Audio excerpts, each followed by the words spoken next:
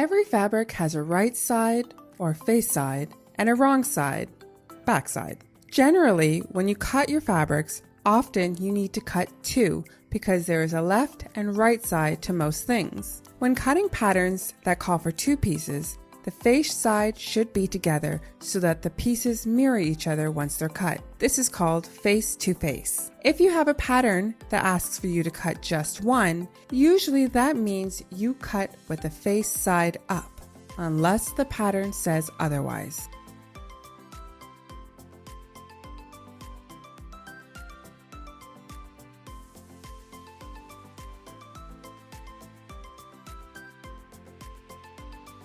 When placing your patterns, pay attention to the grain line of the fabric and the grain line marks on your pattern pieces. Grain line means the direction of the fabric.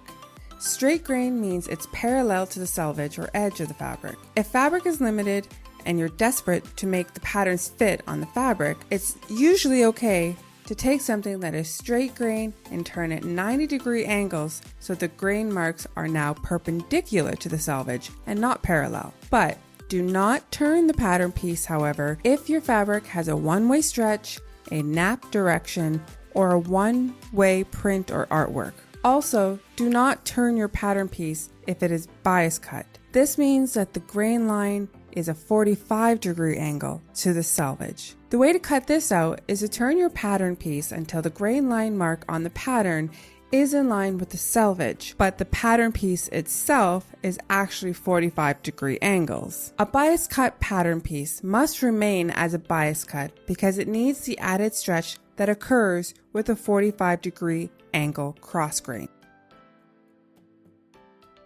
Don't be afraid to rework your layout like a puzzle piece. I try to cut more than one copy of each pattern, so sometimes I will double or triple my fabric requirements, as you see here. That's totally okay, but only do this if you can secure all layers to avoid slippage. Speaking of securing fabric, you'll notice here that I'm using pins. This is my preferred method, but it's not for everyone. If you choose to use pins, use the kinds with the balls at the end for better visibility. And when you put them into the fabric, try and put them in so that the pointy parts all face the same direction. This helps for taking them out after. The trick to pins is to put the pointy part in and use your finger to hold down the fabric. Then have the needle slide back up along the bed of your nail to come back on top of the fabric.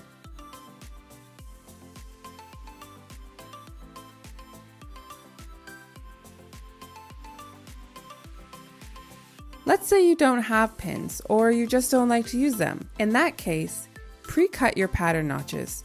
Place your pattern on top of your fabric and then mark all the way around the pattern in chalk or chalk pencil and include the notch marks. Don't use this method if you are doubling or tripling your fabric requirements, as the fabric will slip.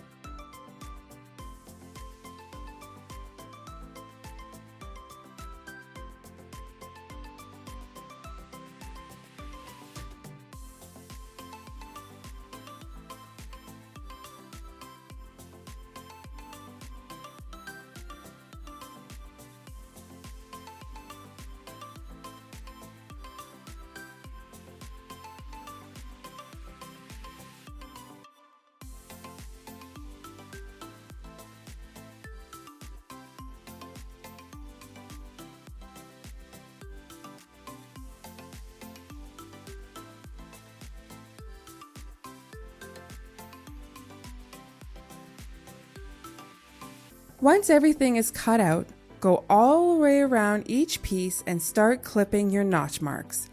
These are indicators and help guide you when sewing.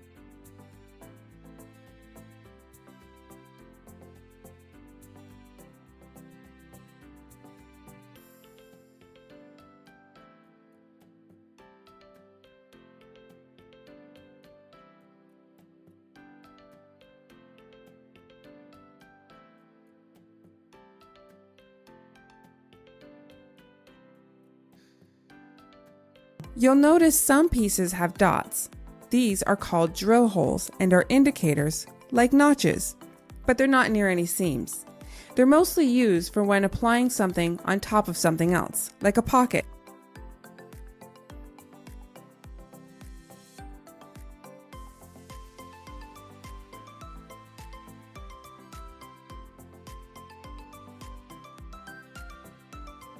I have an awl that drills the dot and hole at the same time, but most people don't.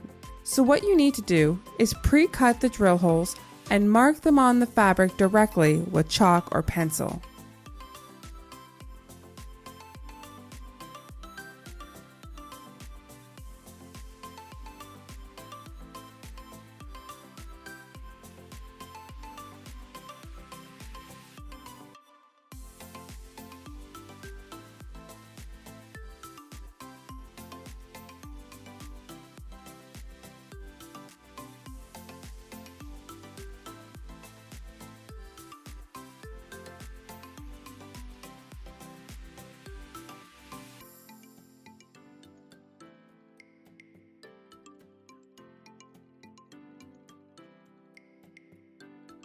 Once all notches are cut and drill holes have been drilled or marked, you can now remove all your pins and start sewing.